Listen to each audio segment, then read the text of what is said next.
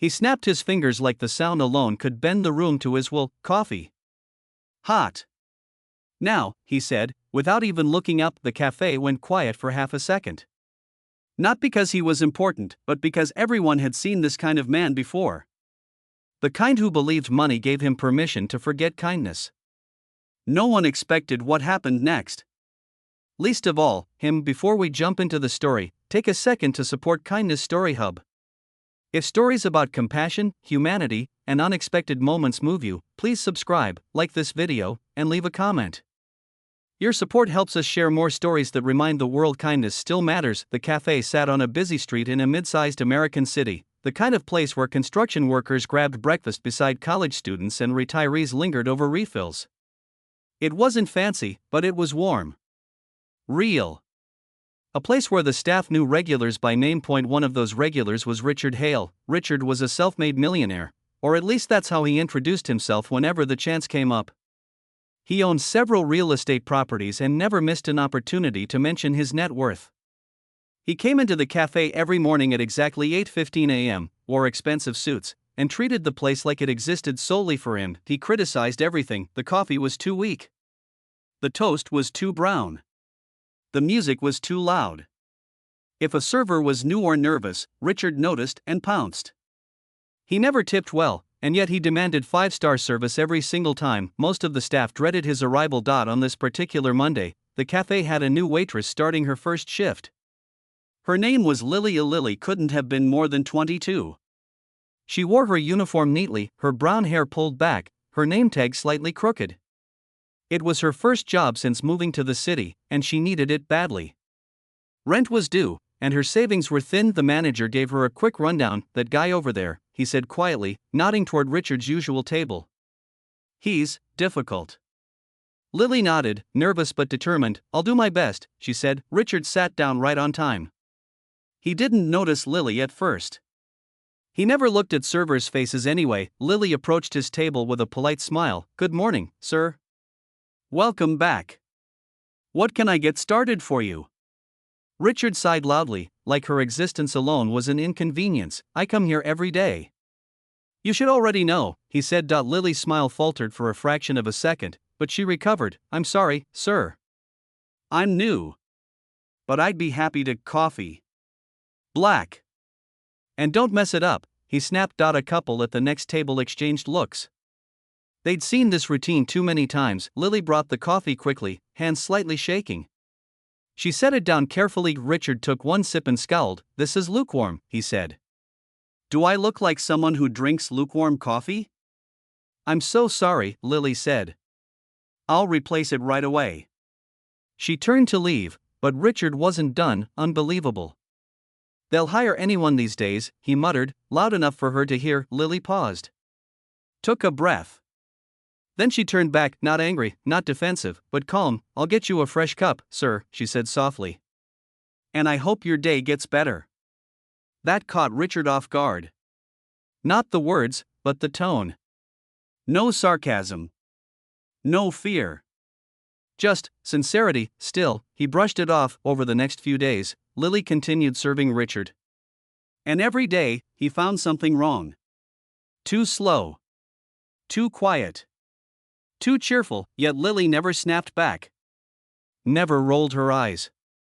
She listened. She apologized when necessary. She remembered his order. She refilled his cup without being asked. One morning, Richard arrived looking worse than usual. His tie was crooked, his phone pressed to his ear as he argued with someone. No, that's not acceptable, he barked into the phone. Do you know how much money is on the line? He hung up and slammed the phone on the table. Lily approached cautiously. Good morning, Mr. Hale, she said, having learned his name from the order slips. Same as usual? Richard didn't answer right away.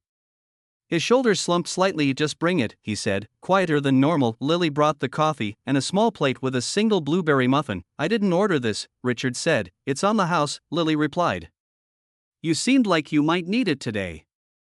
Richard frowned. You trying to get a bigger tip? Lily shook her head. No, sir. Just trying to be kind. She walked away before he could respond. Richard stared at the muffin for a long moment. No one had ever given him anything without expecting something back. Not in a long time later that day, the manager noticed Richard still sitting there, staring out the window. He hadn't touched his phone in 20 minutes. The next morning, Richard came back again. Lily greeted him with the same warmth. "Morning," he said, awkwardly. "The coffee yesterday, it was fine."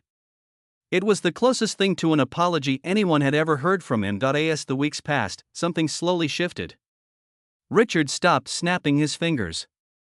He stopped making cruel comments. He even once said thank you. One afternoon, the cafe was unusually quiet. Richard lingered after finishing his coffee. "You're different," he said suddenly. Lily looked confused. "Different from who?"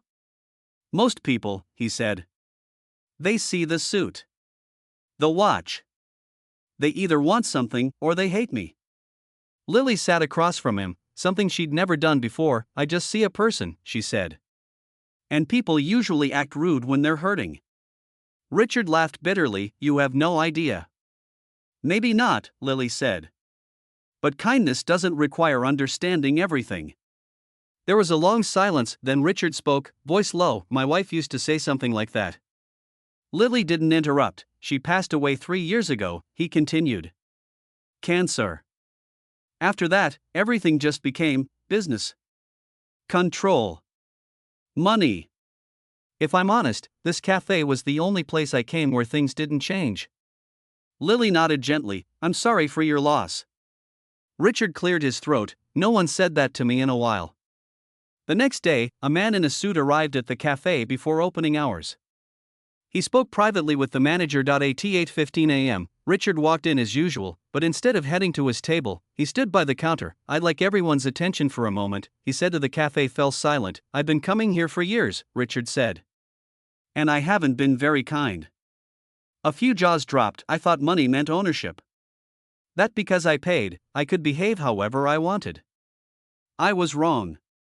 He turned to Lily. "You reminded me what it feels like to be treated like a human being."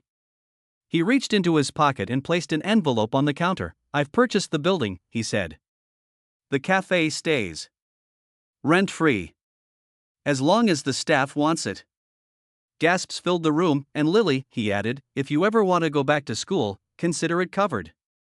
Lily's eyes filled with tears. "I didn't do anything special," she said. Richard smiled, really smiled, for the first time. "That's the point. Kindness doesn't always look loud.